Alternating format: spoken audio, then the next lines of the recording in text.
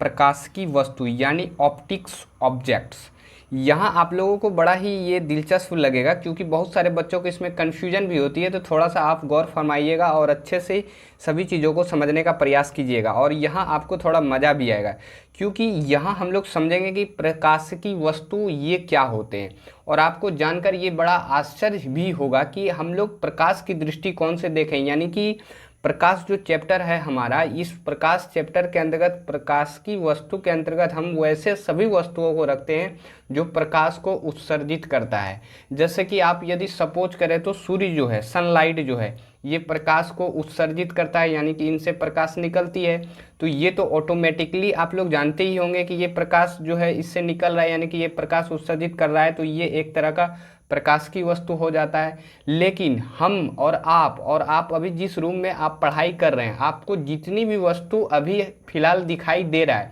वो सभी प्रकाश की वस्तु के अंतर्गत आएगा, क्योंकि वे सभी वस्तु भी प्रकाश को एक तरह से उत्सर्जित कर रहे हैं, भले ही उनका अपना प्रकाश ना हो। वो भले ही दूसरे के प्रकाश को रिफ्लेक्ट करके जो प्रकाश उत्सर्जित कर रहे हैं, बट वो सभी जो है प्रकाश को उत्सर्जित कर ही रहे हैं, इसलिए वो सभी क्या हो जाएंगे, प्रकाश की वस्तु हो जाएंगे। ये प्रकाश चैप्टर यानी कि ये पढ़ाई में हम लोग इस तरह से प्रकाश की वस्तु को रखते हैं, क्योंकि आप लोग जानते हैं कि जैसा कि मैंने आपको पीछे बता ही रखा है कि किसी वस्तु को जब हम देखते हैं तो उसमें क्या होता है, या तो उसका अपना प्रकाश है तब तो हम ऑटोमेटिकली उसको देख ही लेंगे कि उसके पास अपना प्रकाश आ रहा है तो आसानी से हम लोग देख लेंगे। लेकिन जिसके पास अपना प्रकाश नहीं है उसको भी देखने के लिए वहाँ प्रकाश की मौजूदगी होना आवश्यक है। जैसे कि यहाँ इस वृक्ष को देखने के लिए क्या हुआ था, यहाँ सनलाइटें जो है वो वृक्ष पे पड़ी थी और यहाँ से फिर वो सनलाइटें टकराकर आपकी आंखों तक गई थी और फिर आप जो है इस वस्तु को देख पाए थे। तो कहीं ना कहीं यहाँ से भी कोई ना कोई प्रकाश निकला, भले ही उसका अपना प्रकाश ना हो। तो आप शायद समझ पा रहे होंगे, जितनी भी बातें मैं आप लोगों को बता रहा हूँ वो आपको मैं ये समझाने का प्रयास कर रहा हूँ कि प्रकाश के पढ़ाई में हम लोग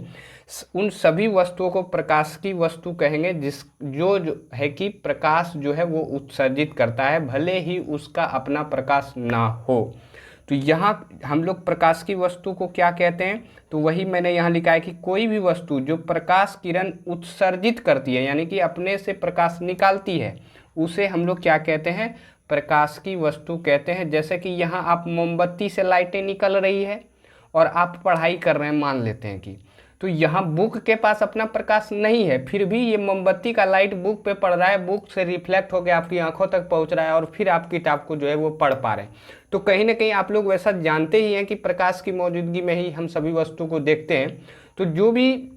वस्तु प्रकाश को निकाल रहा है उसे हम लोग प्रकाश की वस्तु कहते हैं। अब यहाँ समझने लायक ये बात है कि इसमें से हम लोग दो कैटेगरी के वस्तु को देख पा रहे हैं। एक ऐसा वस्तु है जिसके पास अपना प्रकाश है, यानी कि उसका खुद का प्रकाश है, वो अपना प्रकाश खुद का जो है वो निकाल रहा है, और दूसरा वस्तु हम ये देख रहे हैं जो दूसरे के प्रकाश को ही रिफ्लेक्ट कर रहा है, यानी कि उसके पास अपना प्रकाश नहीं है। तो यहाँ प्रकाश की वस्तु इसलिए दो प्रकार के होते हैं, एक को हम लोग बोलते हैं प्रदीप्त वस्तु और दूसरे को बोलते हैं अप्रदीप्त वस्तु। प्रदीप्त वस्तु हम उसे बोलेंगे यानी कि लुमिनस ऑब्जेक्ट वो होगा जिसके पास अपना खुद का प्रकाश होगा। जैसे कि सन, इसके पास अपना खुद का प्रकाश होता है। जैसे कि बल्ब, इसके पास अपना खुद का प्रकाश होता है। बल्ब जब लाइनें ना रहे, बल्ब बूझ जाए, तब तो वो एक तरह से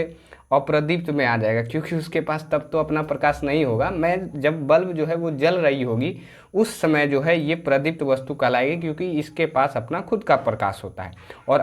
अप्रदीप्त वस्तु उसे कहेंगे, यानी कि नॉन लुमिनस उसे कहेंगे जिसके पास अपना खुद का प्रकाश नहीं होता है। जैसे कि मून के पास अपना खुद का प्रकाश नहीं होता है, ये आप ध्यान में रखिएगा। भले ही आपको दूर से इस तरह से मून आपको चमकता है, यानी कि थोड़ा रोशनी वाला दिखाई दे रहा होगा, लेकिन आप नज़दीक से देखिएगा तो कुछ इस तरह से आपको कबाड़ टाइप का ये मून लगेगा। और फिर पृथ्वी जो है हमारा, इसके पास भी अपना प्रकाश नहीं होता है, तो ये अप्रदीप्त वस्तु कहलाता है। तो यहाँ प्रकाश की वस्तु में आप लोगों को सिर्फ ये ध्यान में रखना है कि प्रदीप्त वस्तु वो होगा जिस वस्तु के पास अपना खुद का प्रकाश होता है, उसे हम लोग प्रदीप्त वस्तु कहते हैं, जैसे कि सूर्य और बल्ब हो गया। और जिस वस्तु के पास अपना खुद का प्रकाश नहीं होता है उसे अप्रदीप्त वस्तु कहते हैं, जैसे कि चंद्रमा, पृथ्वी, किताब, ये सभी क्या हैं, अप्रदीप्त वस्तु हैं, क्योंकि इसके पास अपना प्रकाश नहीं होता है। तो ये प्रकाश की वस्तु ऑप्टिक्स ऑब्जेक्ट ये क्या होते हैं, इसके बारे में मैंने आप लोगों को जितनी भी बातें बताई वो शायद आप समझ पा रहे होंगे।